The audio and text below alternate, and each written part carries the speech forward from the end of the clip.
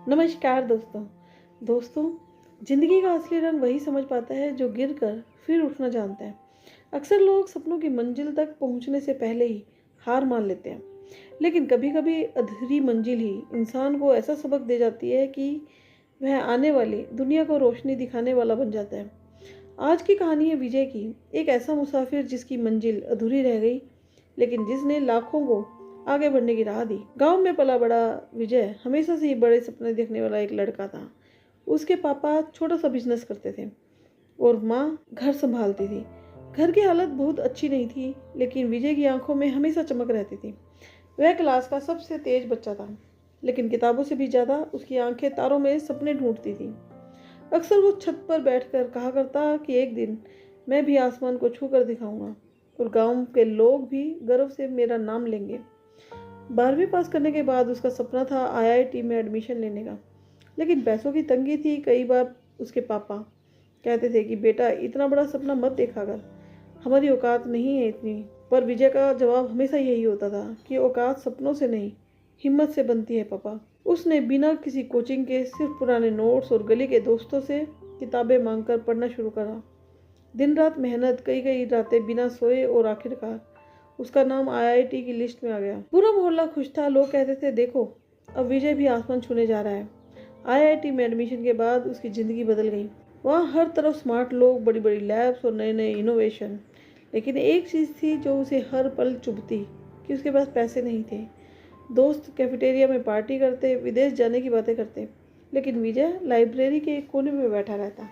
उसने part time tuition शुरू किया, और जब बाकी लोग सो जाते थे तो वह अपने आइडिया पर काम करता।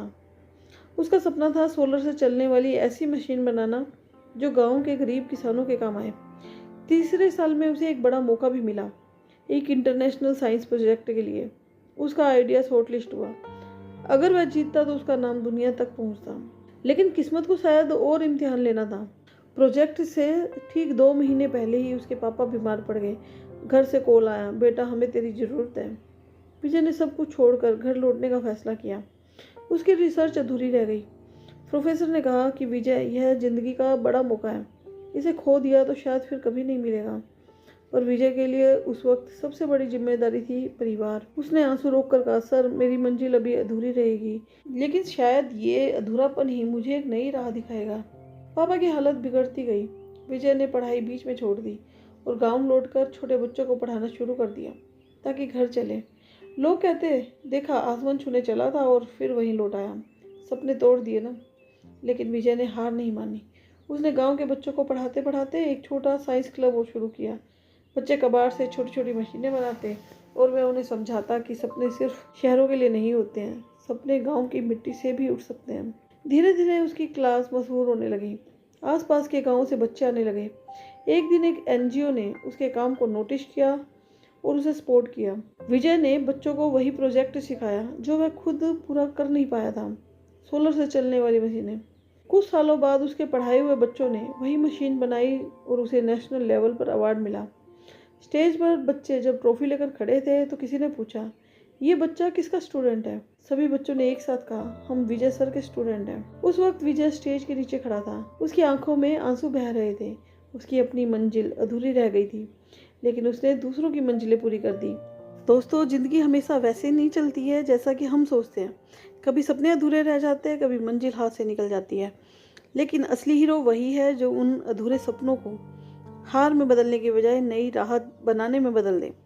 विजय की तरह, जिसने खुद आसमान तक पहुंचने का सपना देखा था, लेकिन अंत में दूसरों को आसमान छूने की ताकत दे दी। तो दोस्तों, अगर आपकी भी मंजिल अधूरी रह गई हो, अगर सपने टूट जाएं, तो समझ लेना कि भगवान ने आपके लिए कोई और बड़ी राह देख रखी है। मत रुकना, मत थकना, क्योंकि हो सकता है कि आपके अधूरे सपने किसी और की पूरी दुनिया बना दें। आप लोगों को विजय की ये कहानी कैसी लगी, अपने विचार ज़रूर बताना। और ऐसी ही मोटिवेशनल कहानियों के लिए आज ही मेरे चैनल को सब्सक्राइब कीजिए। वीडियो पसंद आई हो तो इसे लाइक कीजिए, दूसरों के साथ शेयर कीजिए। जल्द ही मिलते हैं एक नई कहानी के साथ। तब तक देखते रहिए मोटिवेशन एंड भक्ति की किरण। Till then, bye bye.